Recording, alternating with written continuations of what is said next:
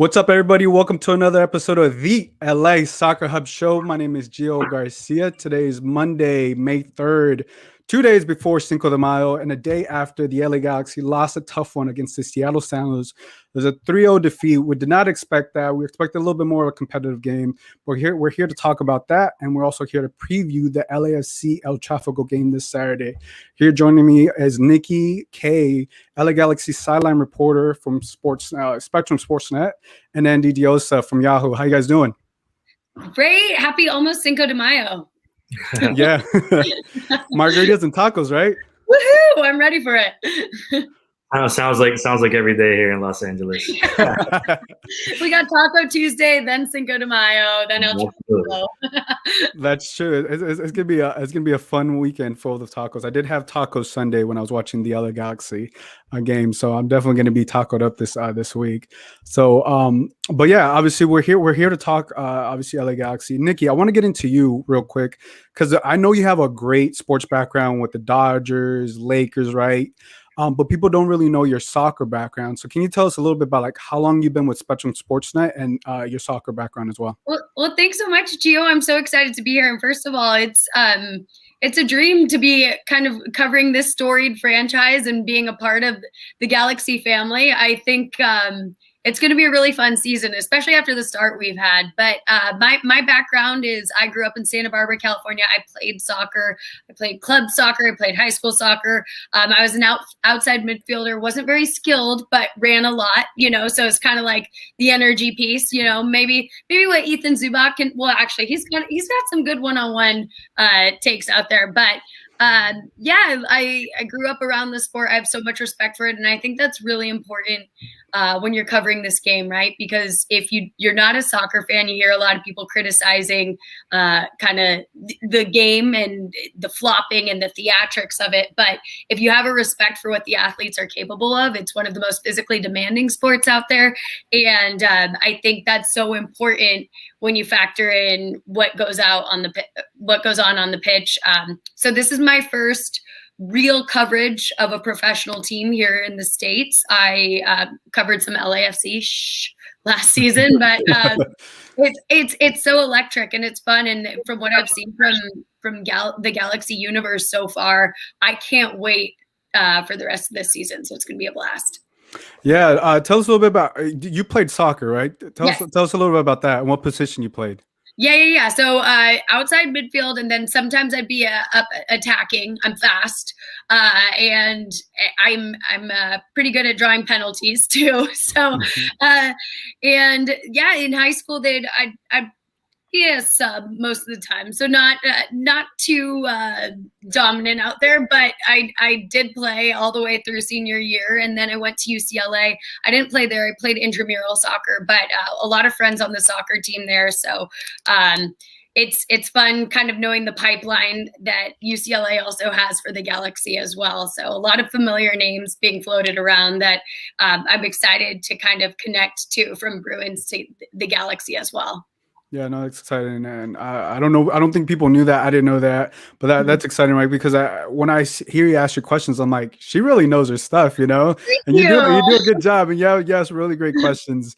Andy, did you ever play soccer? Like, obviously growing up, yeah, but like in high school, maybe in college. Yeah, I did. I played in high school for a few years, and then in college, I played more fun than anything actually organized. But you know how it is. One of those things growing up Hispanic, it's like you never leave it. And I actually just got back into it recently here in LA, which is cool too, because I started playing with pick up with you. And it's like, it's just like pick up and have fun. So it's always a good time. Yeah, no, it definitely is. I was in Mexico City like about 2 months ago, and we were playing in the streets out there with my cousin, and like out there the elevation's like 7,000 feet high, and I was like out of breath like 1 minute into the game. I was like, you know what, I don't think this is for me right now. It's like that's where some of the most skilled players you'll come across just naturally, right? Because they've grown up in those elements and very minimal resources, yet they're just dynamite athletes. Yeah, no, it was a fun time playing there with my cousins there.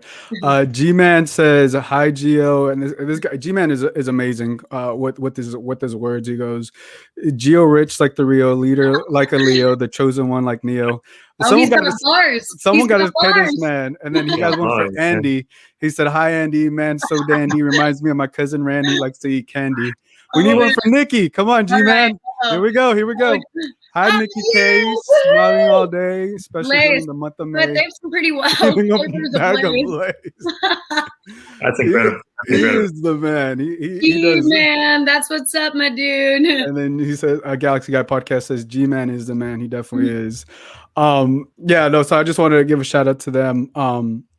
So I know we got to talk about this game. Let's talk about this game because I know we got a little bit short on time.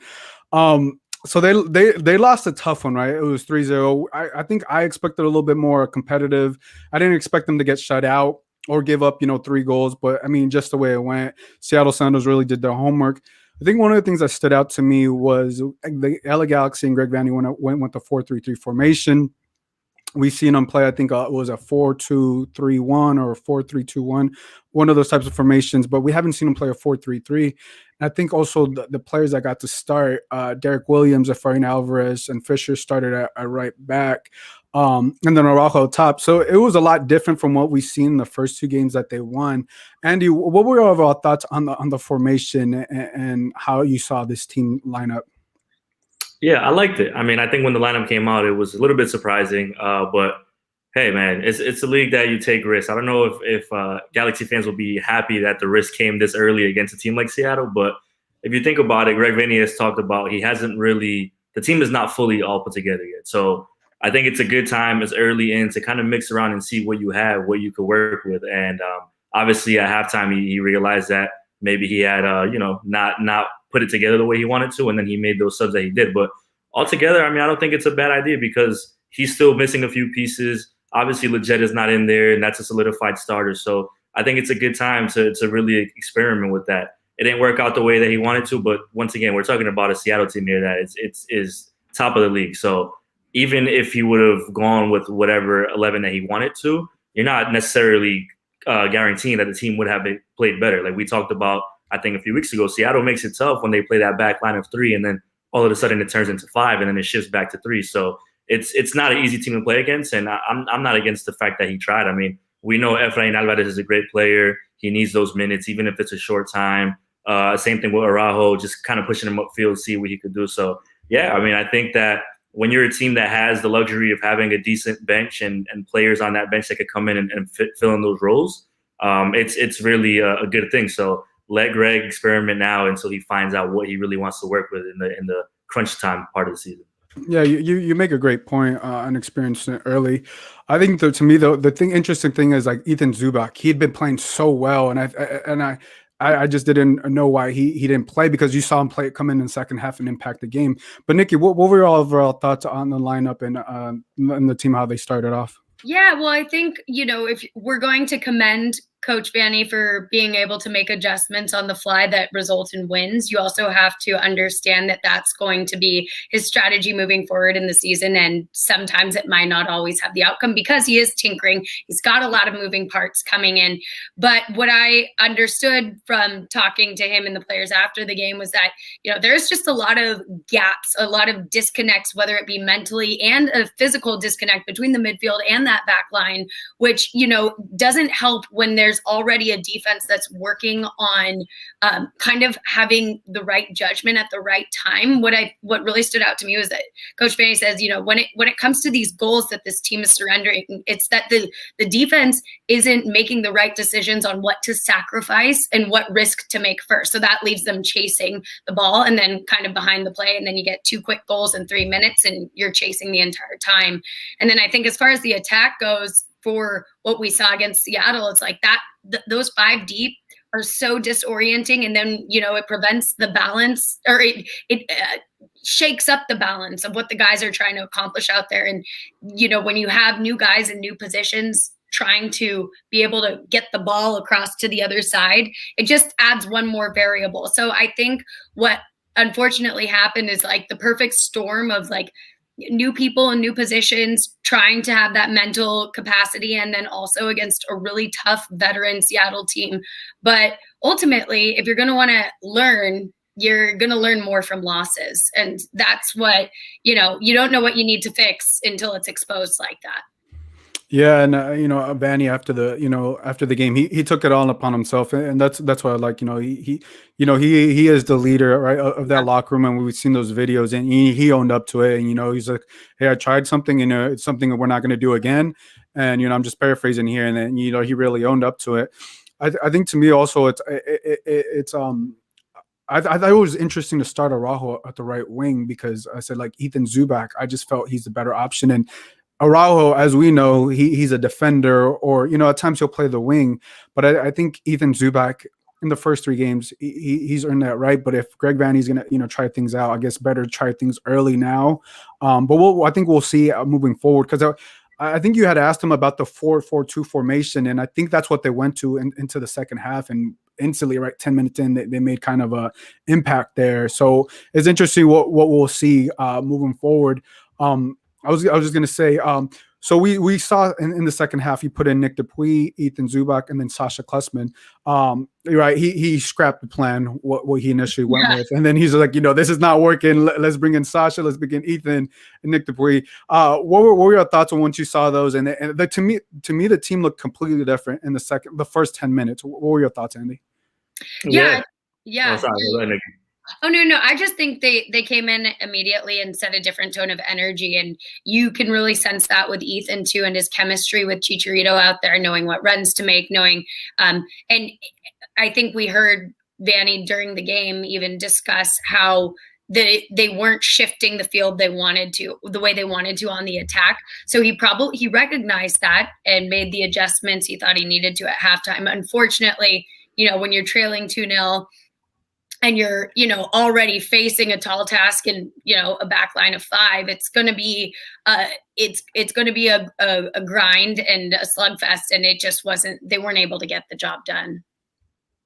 Yeah, definitely. I think that they brought in good energy, and it's interesting what you say about Zubek, because I feel like for some capacity, Vanney kind of wants him to be a sub, to kind of give that boost when he needs it, instead of like throwing him out there in the initial starting 11 and then perhaps that not working out, and then him being like, okay, now what I really do. So it could be a position of like Vanney's really trying to tinker with that at the same time.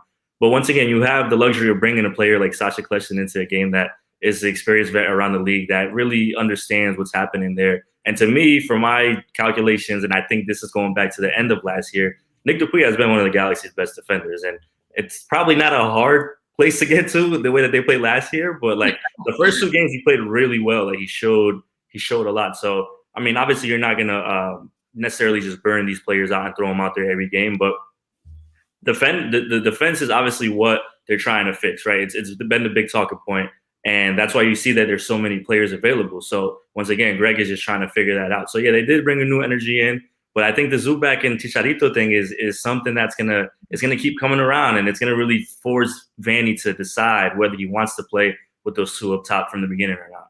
Yeah, no, I think that's going to make it very interesting. Quickly in the chat, Danilo Castellano said experiment didn't work.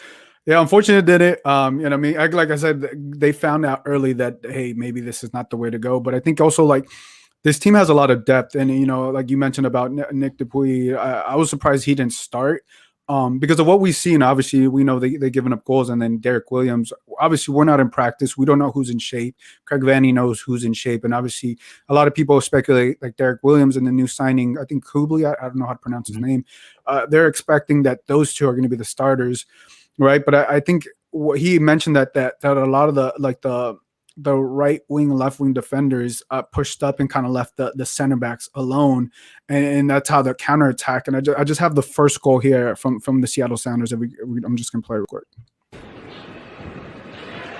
Bruin trying to reverse it. Smith got inside of O'Neal Fisher. Brad Smith. Rui Diaz, first time. Sounders take the lead.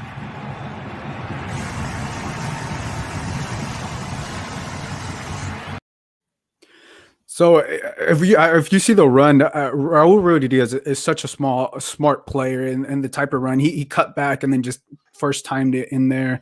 I think he knows where the ball was going to go there, and I think I asked Sasha after the game about, like, was the pitch, if did it affect him? He said it didn't affect him, but I feel like it did affect some of the players, because this is true home field advantage for the Seattle Sounders, because the way the ball spins, how fast the game is. And I feel like the Seattle Sounders know how to dictate the game a lot better, because they know where the gaps are going to be, and they know where the players are going to be. And I think that was the biggest challenge I know Greg Vanney had talked about. And I think once they went out down 2-0 in the first half, like, there were opportunities there, but I never felt like, okay, they're really in it unless they were able to score. Did you guys feel that way?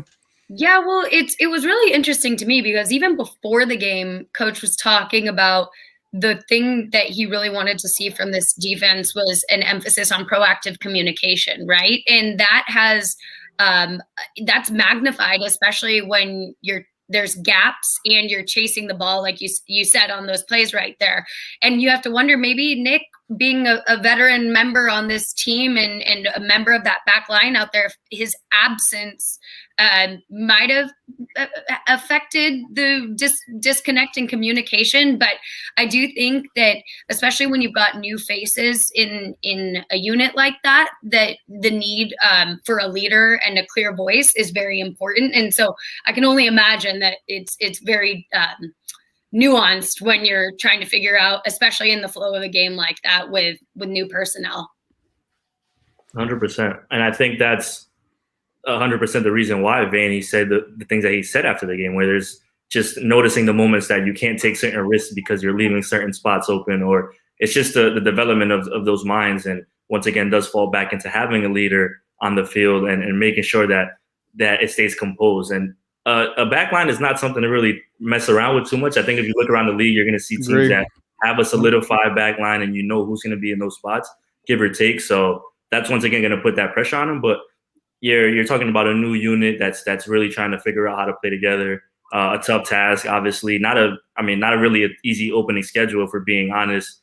Going down to South Florida for the opener, and then the Red Bulls always pose a pretty tough game too. So it's you give and take a little bit, right? They started great, but defensively, it's going to be okay. We need to get this down before anything, and then we can move forward and say, hey, what are we going to do with the midfield? Because I think you look at that and you see Leggett obviously is a solidified starter there, as Jonah is, as Vasquez has been too. So then you're able to kind of move forward there, and then be like, okay, now what are we going to do with the attack? But defensively, it's where the pressure is and where you're going to have to find out who's really going to solidify the spots. Yeah, no, we have a comment right here from Galaxy Guy Podcast. He's like, we can give Derek Williams the benefit of the doubt. He only played 10 league games last year. He was injured most of 2020. The Galaxy acquired him at the tail end of his rehab. And I agree. And I would agree to your point as well, because the back line, understand it's experiment, but is Araujo going to be the starter at right back or not? You know what I'm saying? Or is it going to be Neil Fisher? Because you talk about that experience with each other, knowing each other. And I think that's one thing you want to lock in. Granted, they've given up 7 goals in 3 games, right? That you don't want to see that, but they've won 2 of those games. The math doesn't really add up, right? So it's interesting, right? But I think it's gonna be interesting who goes with against the next game, because I think who has a better relationship right now. We know who looks good on paper, but who looks better as a relationship? Who's talking with Jonathan Bond? Who knows where to be where? Who knows who has that experience? And I think you mentioned that Derek Williams also picked up some type of an injury, and that's why he subbed him out at halftime. I wonder if the turf did a little bit, was part of that. I know we also saw Chicharito, but I also want to talk about Chicharito's performance. He only had a couple service, maybe one that was dangerous, and I think it was deflected. So you're right. In 2 games, he had 5 goals, but in this game, he was limited chances. That the opportunities weren't really there for Chicharito. He didn't necessarily have a bad game, but he didn't have a good game. And I think the credit goes to the Seattle Sounders, Brian Schmitz, on the job they did on him, and they scouted him. I think the broadcast was talking about one of the assistant coaches is one of Chicharito's friends or something like that, and they've been following him, so they know how to defend against him.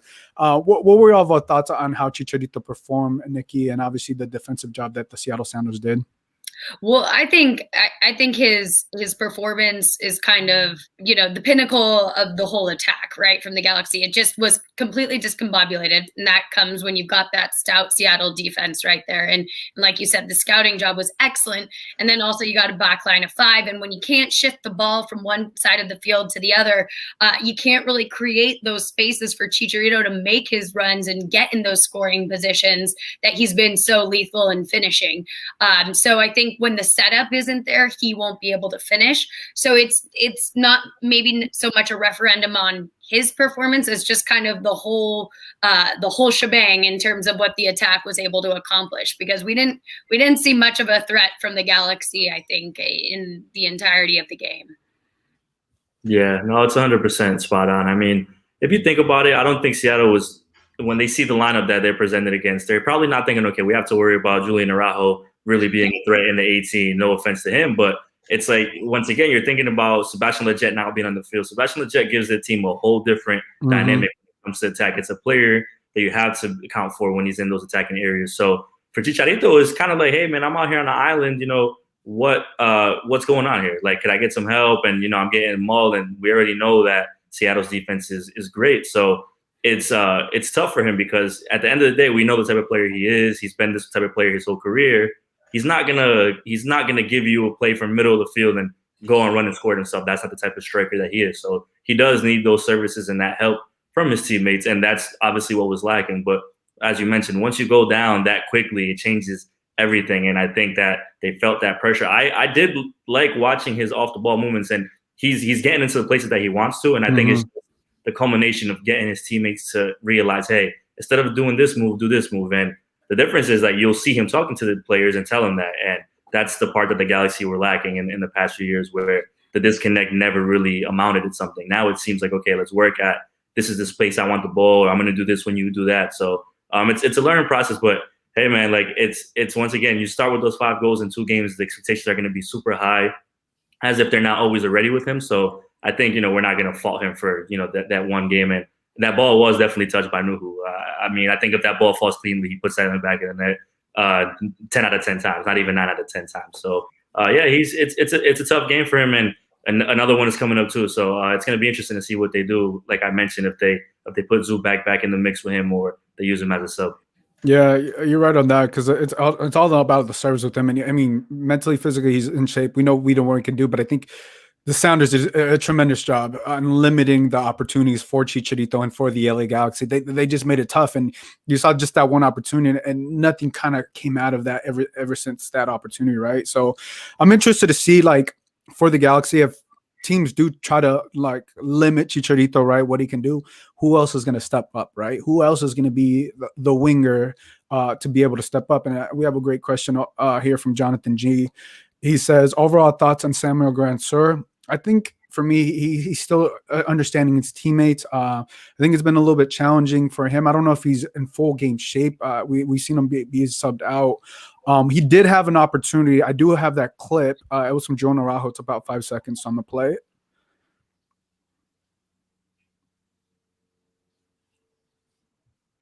So it was very quick. We saw that was a pass came from Efrain Alvarez. I think Efrain Alvarez had about two good passes. That was one of them. What were your thoughts on that opportunity for Samuel Grandsir, and your thoughts on his performance yesterday, Andy? Yeah, I think it's definitely a part of an adaptation process. I mean, he's coming to a completely different country and just trying to get acclimated to, the team itself and the country itself. But I mean, you play that clip, that's a clean first touch, man. That's a top-notch first touch right there. It happens very fast. So I think, people are expecting a lot from him. And the position that he's in, it's a tough one, because you're talking about a winger, and you kind of need him to be more of a threat in the areas and score goals, but at the same time, you need him to be physical and win those battles, which I think I have seen. The part that I like the most about him is that he is physical on the ball, and he's challenging, the opposition to win these battles. But it's going to take time. And I keep thinking back about it. It's like that team right now with Christian Pavon on that wing would be a completely different dynamic. Yeah. Obviously not that player, but it's like, if you try to compare, maybe we need this and that. So I think people just have to be a little patient with him. I mean, we're talking about 3 games in, and like I said, a new place that he's at, a new change of scenery. I think a little bit more patience, because I feel like people are being a little harsh. And I'm like, for the first 3 games, I've seen pretty decent stuff about him. And I think that it's once again just finding that next attacking piece for the Galaxy that is going to help ease a little bit of the pressure off Chicharito. Yeah, and unfortunately, they don't have the other DP, Kevin Cabral, right? You know, Greg Vanney had talked about, you know, there's issues with paperwork issues, so unfortunately, he's not going to be available for the LAFC game. That's what we assume. So, but yeah, I mean, I'm with you. You got to give Samuel Grandsir some time. It's 3 games in. You know, he doesn't even speak English, so Sasha is translating for him. Yeah. So I think you just got to give him a little bit of time. There's nothing wrong with him. It's going to take some time, and you also can't compare him to Pavone. I don't think anybody should make that comparison. Pavone, it's an amazing player, and Grandsir, we know that he's fast, and we know that he has a great touch. Just got to give a little bit more time.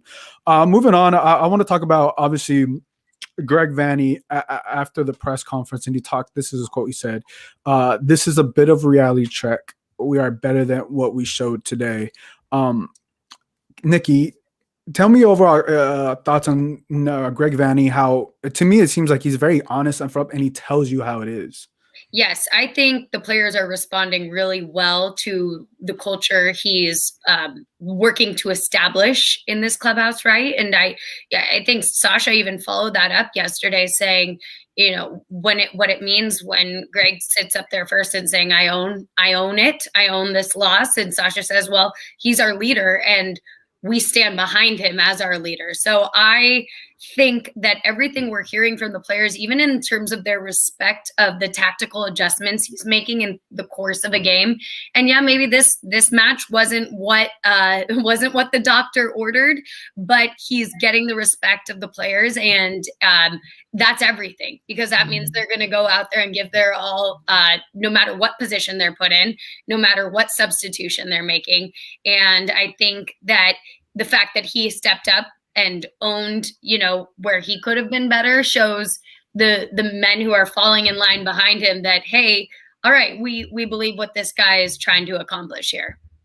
Yeah. Andy, your thoughts on Greg Vanney?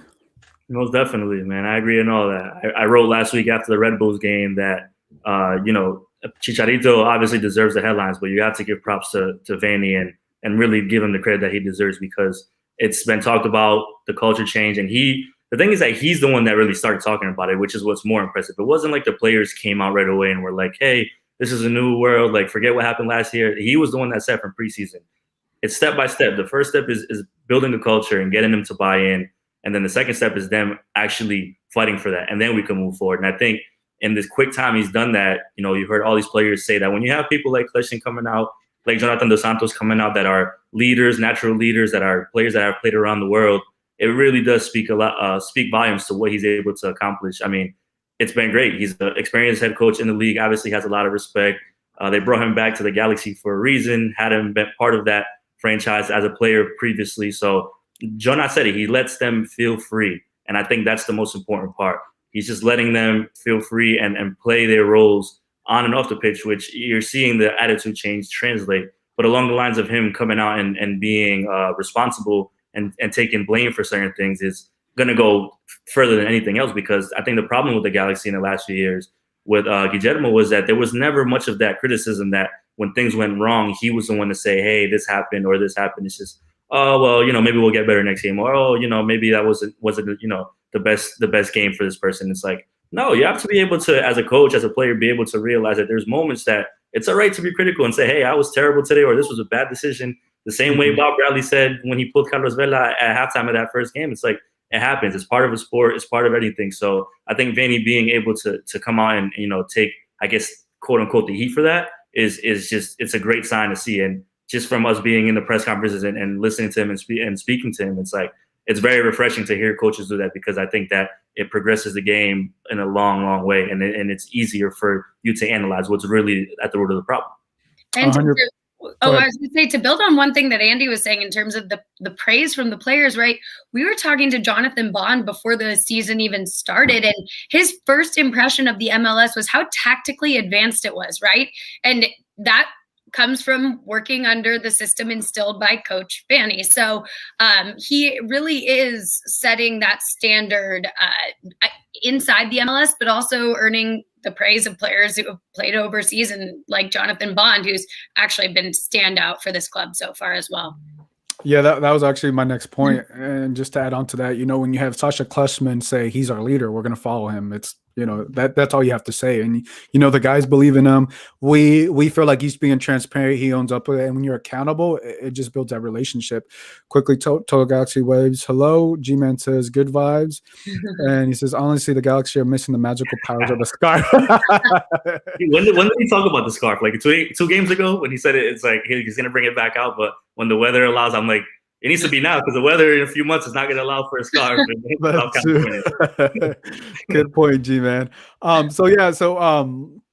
You brought up Jonathan Bond. I feel like Jonathan Bond has been playing great. Unfortunately, the stats are not going to show that, right? 7 goals against, and I'm not sure if you can blame all 7 goals against Jonathan Bond, because when he's left one-on-one, and I think one of those was a penalty, like, can you really blame Jonathan Bond for that? I don't think so, but we've seen him when he has had opportunities to stop, defenders. He was getting blasted yesterday. I mean, he was getting blasted, and also he and the Galaxy were lucky because I feel like Seattle Sanders should have had like 5 or 6 goals.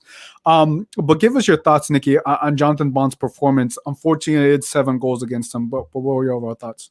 I've been really, really impressed. And, there's a sense of security you have as a fan of a side when your keeper is just that good. And he's been, the goals don't show it, but he actually is leading the MLS in saves right now. So he's been put under fire, which you don't really want for your keeper, right? You don't want them to be put under that much pressure. But he's been really, really impressive. And just getting to know him too through the media interactions that we have.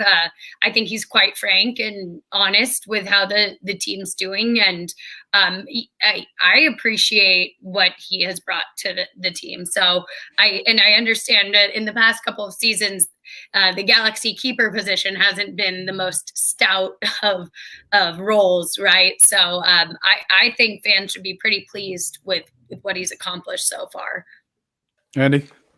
Yeah, I think Bond has been probably the brightest spot to me of this Galaxy team. I mean, if you think about preseason, he's coming into a team that he's not even necessarily the starter. I mean, I don't think that in the beginning of the preseason we were just automatically counting him in as the number one there. Still had Klinsmann in the mix, and there were still things to work out, which is what the preseason is for. But he's been incredible. He's been incredible. And I said it, I think, from the opening game down in Fort Lauderdale, I'm like, I don't know if this is a good problem for the Galaxy to have, but he's going to be in the goalkeeper of the year conversation. And I'm going to say that from game one. Like I can already tell the qualities that he has and the type of saves that he makes and the energy that he brings.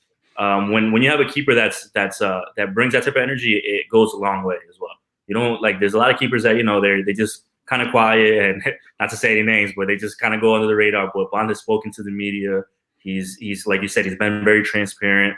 And I think he's fitting in well with the team. He sees a big opportunity. He knows that it's a challenge, and I think that challenge is driving him towards the success that he's having. I mean, sure, those 7 goals, the numbers are going to say what they say, but if you watch the team game after game, it's like he's making some incredible saves, and I feel like that's for him personally a good thing, and for the Galaxy as well. I mean, it's going to motivate him and the defense's relationship to get a little better, as well as motivate the defense to kind of help him out more the way that he's helping out the team.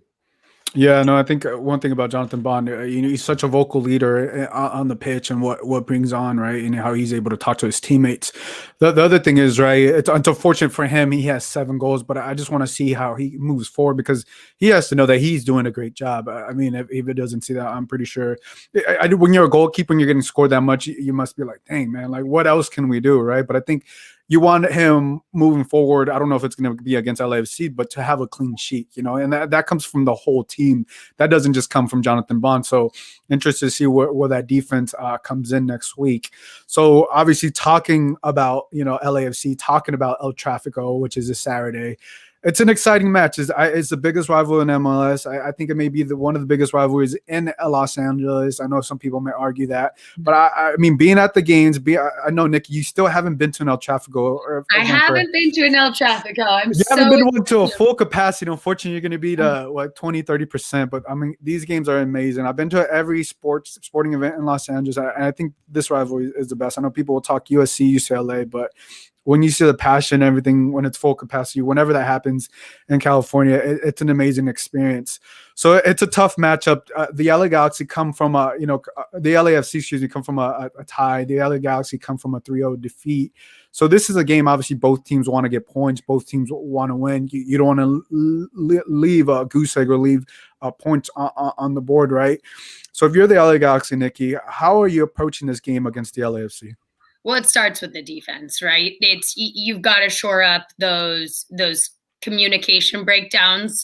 You've got to tighten up those gaps between the midfield and the back line because this LAFC attack is fast and furious, and there's not going to be room to be chasing the ball. So I would hope, or if that's where you're going to make a point of emphasis this week, as it was last week with the proactive communication amongst the back line, it's got to be tighter and sharper, and that's going to be once again brought under fire facing the LAFC. So yeah, Andy, what are your thoughts? What do you think the Galaxy have to do? I say let's get weird. I say Vanney gets weird. Throw Zoo back out there as a starter from the beginning. He puts Araujo back at right back. He gets Dupuy back in the game, and this is the thing. This league is very unpredictable, and especially this rivalry, it's very, you never really know what's going to happen. So there needs to be a sense of something. It can't just be, okay, I'm going to scrap what I did the last game and then go back to what I did against Red Bull or against Inter Miami.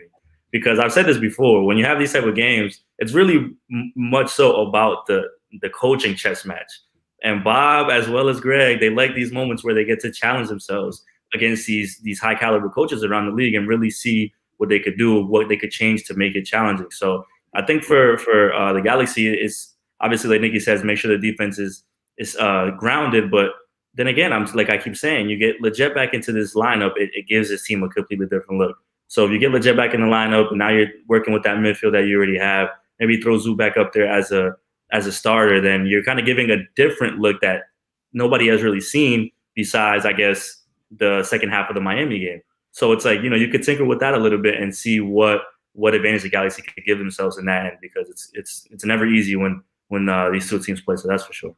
And one thing that really, really stuck out to me too, that Sasha said after the loss to Seattle, was that he didn't seem too concerned, and also realizing that a loss was a great opportunity to learn. But he said that he thinks that when you come into a big match like that, you got to come in with a little bit more of an edge and make more of an effort to win those duels, those 50-50 balls, those headers. And I think that if there's any match to get up for, it's El Trafico. So this could be the spark that the team needs to kind of reignite that fire. Yeah, no, right. Great point on that, on the edge, because you're gonna have to bring the edge against this team, because we know the history, we know the rival, we know how intense it gets, and this could be potentially the first matchup of Chicharito versus Carlos Vela if Carlos Vela is healthy, right? And we didn't see that last year because Chicharito wasn't available, but if we finally have that opportunity to see both Carlos Vela and Chicharito, and the way Chicho is, and the way Carlos Vela, has been able to show he can score goals, right? I think this could be potentially a high-scoring affair, right? And if you have both LAFC and LA Galaxy at their full potential, with Lletget coming back in, what are your thoughts on the Carlos Vela versus Chicharito matchup, Andy? Man, it would be great if it actually happens. I've been waiting for it since last year. I've talked about it enough. It'd be amazing. It's unfortunate that it would be, I guess, really Carlos Vela's first game, considering he only played those 20 minutes in the opener. But I think I had mentioned it to you before. If LAFC was really smart, and I'm assuming this is what's happening, I don't know any inside information, they hold Carlos Vela out for the two games that they did, Seattle and Houston. That was a given, the way that he went out from the opener against Austin and the way it looked. And I said, if they're really about their business, he'll be back on the field for that Galaxy game. So I think that Bob has said he hasn't been in full training, but I feel like that's just a way of kind of saying, he's there, but he's not there yet. If the injury is really more than it seems to be, then it's just a little not whatever he said, then of course you hold them out because you don't take those risks. But it would be a great matchup to finally see those two together on the field. I think the broadcast said the last time they played against each other was in Champions League in 2013. Wow. So that's just, even just thinking about that, it's always storylines. But it's a different rivalry. It's not what we got when it was Zlatan and Vela. It's more. I don't want to say it's friendly because I feel like none of this is friendly when the ball's rolling. But it kind of is. It's gonna be like, hey, this is my buddy. Like, let me try to one up him, man. These games have never let us down. So there's gonna be moments. There's gonna be goals. Like, there's gonna be something that happens that it's like, okay, your turn now. Let me see what you got. So it would be amazing to see if it does happen for sure. Nikki, what are your thoughts on seeing Carlos Vela and Chicharito match up for the first time? I don't want to put the horse ahead of cart ahead of the horse, right? But it's I mean, just everything I've heard about these matches in El Trafico, and you put two stars on the field of that magnitude, and I think what you're mentioning about Zlatan being on the pitch before Andy you're right. It's a little bit it's a different type of star, right? And I think everything we've heard from this Galaxy side is that this is such a team culture right now, and Chicharito has had a really strong start to the season already. So his narrative is coming in as different, and if Velas is healthy, it really sets the table for all the narratives and all the showmanship. So it's what dreams are made of, but hopefully we get a clean bill of health from both guys. How many goals do you think Chicharito will score, Nikki? Oh, 3 is my lucky number. So I think we need another hat. Hey, there we go. If Chicharito's listening, you got to score 3 goals. Andy? That's the thing, man. Like, we're forgetting that this guy scored 5 goals in now 3 games, and he's leading the Golden Boot race. So that gives a whole added incentive to, like, Avelas coming back, trying to fight back to get to that position. It's like, okay, we really need to get these goals going. And Chicharito too. Chicharito knows in his head he's not going to say, hey, I want to win this Golden Boot. But the way that he started, he's going to definitely want to defend that all the way. Give me a goal from Chicharito in the Trafico. At least one. Yeah, we definitely need that, and I think that's what's been missing there. So we're just going to wrap things up here, guys. It's been a great show. Just want to shout out to Galaxy Guy Podcast. He said, please, Lord, listen to Nikki. Baby Jesus may Nikki be right. There we go. So, that's what we're hoping. It's going to be an exciting game this Saturday. Hope to see you guys there. Before we let you go, Nikki, let the people know where they can follow you and reach out to you. Well, first of all, thank you so much, you guys. This has been such a pleasure. And I'm seriously, every welcome, every introduction into this Galaxy universe has been so great. And I can't say it enough. I'm so excited for this season. But if you want to follow me on Twitter, I'm at Nikki Kay SN1 for Spectrum News 1.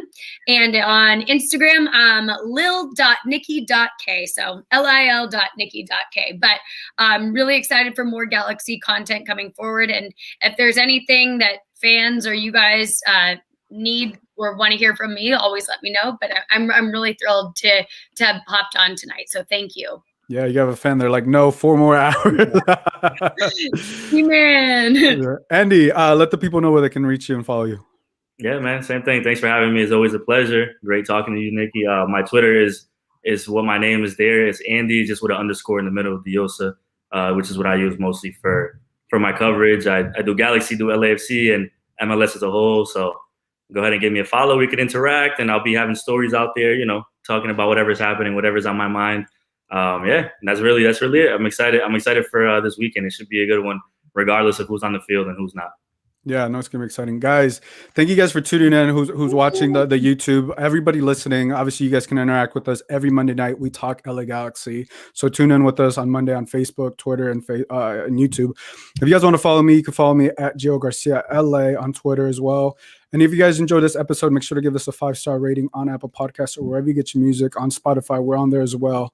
You can follow us on LA Soccer Hub on all those social media platforms. So for Nikki and Andy, this is Gio. We'll catch you guys next time. Bye, everybody.